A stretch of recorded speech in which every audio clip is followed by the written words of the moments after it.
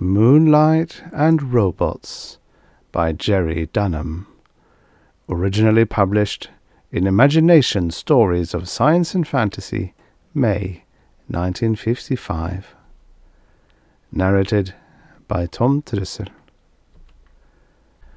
Thad Morgan looked around his little room. The two deactivated robots and the framework that suspended the limp suit hardly left room for him to move around. At the moment, he felt mildly disgusted with this whole convention. He asked himself why engagements and marriages had to be surrounded with tradition and ridiculous games. But of course, he had to go through with it.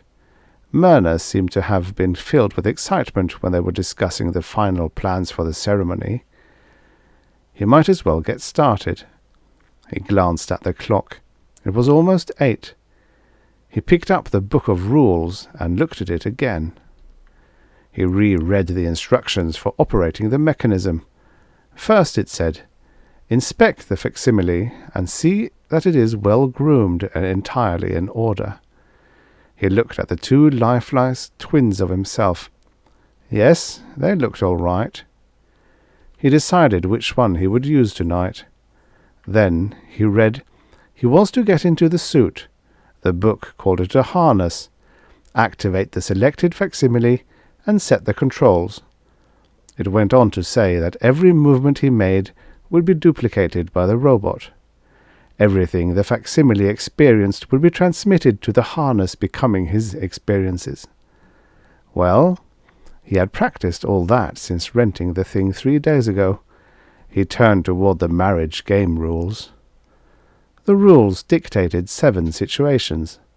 That would mean, in his case, 7 evenings for Myrna and him to decide whether they were meeting each other's robots or their real selves.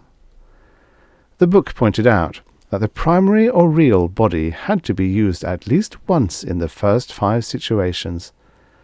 The first contestant to correctly identify the other's real body won the game, and the contest was over.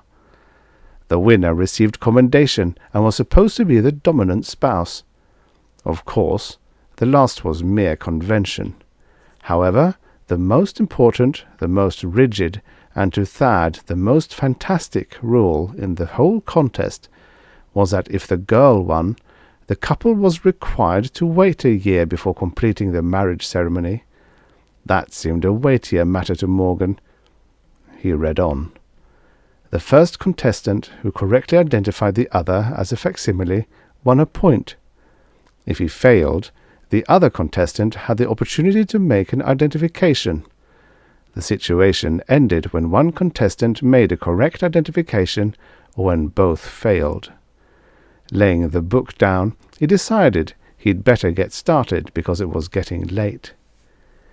He climbed into the harness and hung in mid-air, suspended by his belt. He activated one of his facsimiles and turned his head so he could see himself through the robot's eyes. Thumbing his nose, he watched the creature hanging in the harness do likewise. It gave him an eerie feeling.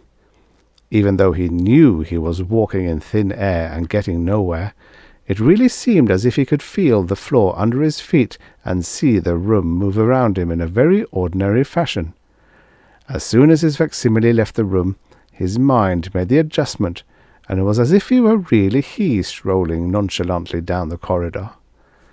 He drove to a florist's shop and started to purchase a corsage. Abashed, he caught himself.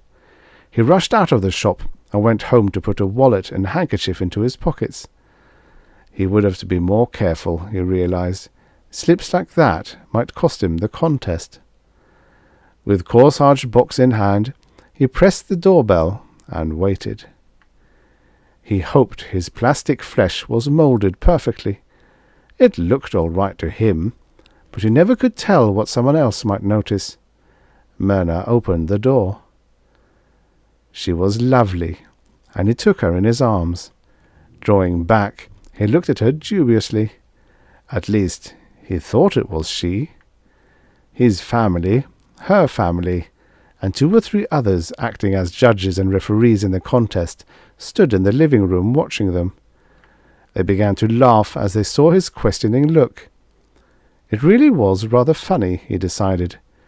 Myrna led him into the room and introduced him to the few he didn't know. He watched her closely as she opened the box.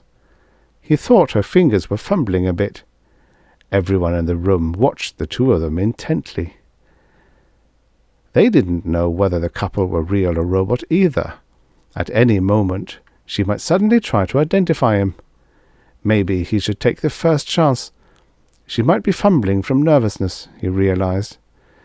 If it were really she and he called her a robot, she might be offended. Girls were like that, but of course, he would have to take that chance. "You're a robot," he announced suddenly. Myrna looked surprised. "Oh, how did you know?" She was crestfallen. He was congratulated as they all trooped upstairs to help Myrna out of her harness. Later, it was nice to know for sure that it was really her living flesh in his arms. Then he felt guilty, as he realized she was not in his living arms. He excused himself hurriedly and returned home. The next evening he was invited to Myrna's home for dinner. He thought of actually going himself because he knew the food would be good. The apparatus could transmit heat, cold, and pressure, but it didn't do much when it came to taste, and it couldn't make any sensation in one's interior. But he decided it would be too risky. If she identified his facsimile, she would win a point to be sure, but if she identified his real self, well, that would end the contest, and he would have to wait a year and get married. He would have to be careful of the food, though. She might try to trick him with something that looked good but tasted terrible, and his facsimile would eat it just the same. That night, before sending his proxy to Myrna's dinner party, he had his facsimile stick himself with a pin. The sharp pain made him wince. He wondered about the mechanics of the machine. He supposed that his pain was caused by a tiny electrical shock that stimulated a pain nerve. He realized that the more he could find out about his equipment, the better his chances were of winning. That evening, Myrna was very watchful and very cool. He wondered if she suspected that she had been loved by a robot the evening before. He had hardly seated himself at the table when she called him a robot. The family seemed uproariously amused. He wondered how she had known. He congratulated her politely, and she was allowed to go unidentified since it was her round. When his facsimile was brought back to the room, Thad climbed wearily out of his harness and made himself a cold, uninteresting supper. He felt lonely. Was Myrna really sore at him? Damn this whole business. He wished he didn't have to go through all of this. The next evening he had a plan worked out. He went himself and greeted her at the door, slammed it shut, and bent towards her to listen. It would take a moment for the reverberation to reach her room. If she were a robot, the sound would come through the primary microphone in the sender, and he might be able to hear the faint echo from her lips. He did, and he immediately announced her as a facsimile. Her congratulations were hardly more than civil. He left with no great feeling of triumph. The next 3 evenings she was very distant. He understood why she didn't meet him at the door any more, but he couldn't tell why the rest of her behavior was so cold. She was very lucky, too. She identified him correctly as a robot each time before he even had time to greet the rest of the family. The day went very slowly. Thad left the office early in his uneasiness. Tonight was the 7th and last situation. He hoped it also wouldn't be their last evening together. At this point he hardly knew what to do. If she won the contest, it would be a whole long year before they could marry. He knew that quite often that spelled the finish to a romance. On the other hand, if he won, it might estrange them immediately. She had such pride. what to do. He decided to forget the robots and go as his real self again. Points were in her favour anyway.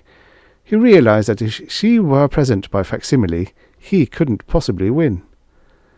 He might as well be the first one to guess and be done with it. It wasn't the contest that mattered anyhow. It was Myrna and what she was feeling. When he rang the doorbell that evening, the corsage box under his arm contained orchids. Unexpectedly, it was Myrna that opened the door. "Hello, real Myrna." She hesitated for a moment. "Good evening, Thad. Please come in." He followed her in and greeted the family. She opened the box, and for a moment she seemed impressed. Then she regained her composure. He accepted her formal thanks as the families milled around admiring the gift. Everyone seemed slightly restrained. Thad finally phrased the question that they were all thinking. "Are you real? Perhaps you could tell that if you kissed me," she said with mocking sweetness.